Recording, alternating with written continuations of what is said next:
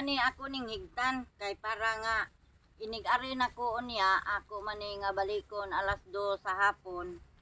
May nang inig-abot nako naara sila dili mo ngadto og layo kay og ngadto og layo mabaho ko pangita unya kuyawan sad ko og moadto sa karsada kay daghang kaayong sakyanan maligsan unya.